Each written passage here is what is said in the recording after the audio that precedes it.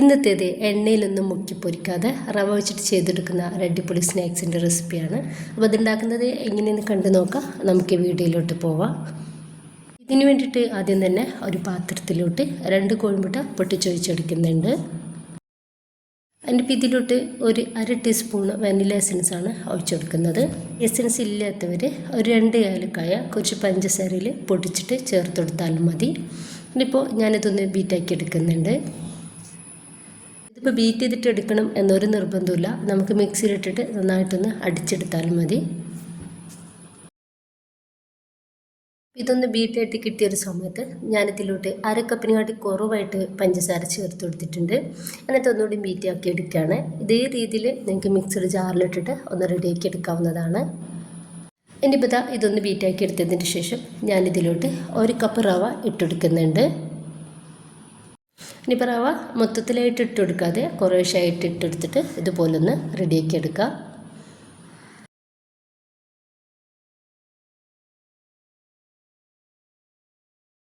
ഞാൻ ഈ റവ മൊത്തത്തിലായിട്ട് ഇട്ടെടുത്തിട്ട് ഒന്ന് റെഡിയാക്കി എടുത്തിട്ടുണ്ട്.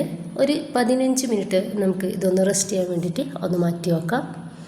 അപ്പോൾ ഒരു 15 മിനിറ്റിൻ്റെ ശേഷം ഞാനിതൊന്ന് പുറത്തെടുത്തിട്ടുണ്ട്. ഇത് അത്യാവശ്യം നല്ല തിക്കായിട്ട് തന്നെ ഇരിക്കുന്നുണ്ട്. അപ്പോൾ ഈ രീതിയിലാണ് നമുക്കിത് വേണ്ടത്. ഇതിലോട്ട് വെള്ളമൊന്നും ചേർത്ത് കൊടുത്തിട്ടില്ല. മിക്സിയിലിട്ട് അരക്കുകയാണെങ്കിൽ ആ 2 കോഴിമുട്ട അത് മാത്രം നമ്മൾ ഇതിലേക്ക് എടുക്കുന്നുള്ളൂ. ഇപ്പം ഞാനിവിടെ എടുത്തിട്ടുള്ളത് ഇതുപോലെ ഒരു പൈപ്പിംഗ് ബാഗാണ്.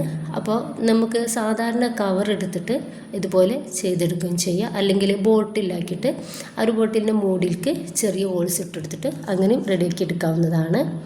ഇതിലോട്ട് ഞാനൊരു ബാറ്റർ ഒന്ന് ഇട്ടെടുക്കുന്നുണ്ട്.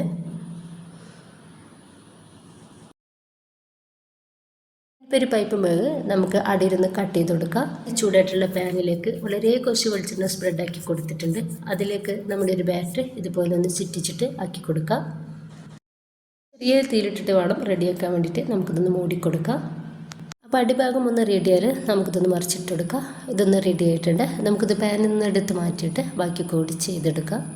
കിടിലൻ ടേസ്റ്റാണ് ഇതിന്. എത്ര വേണമെങ്കിലും നമുക്കിത് കഴിക്കാൻ വേണ്ടിയിട്ട് പറ്റും. എണ്ണയൊന്നും ഇല്ലാതെ ചെയ്തെടുത്തുകൊണ്ട് കണ്ടിട്ട് തന്നെ. അപ്പോൾ എല്ലാവരും ഉണ്ടാക്കി നോക്കുക. നിങ്ങളുടെ അഭിപ്രായങ്ങൾ അറിയിക്കുക. ഇഷ്ടമായാൽ നിങ്ങളുടെ സപ്പോർട്ടൊക്കെ ഉണ്ടാവുക.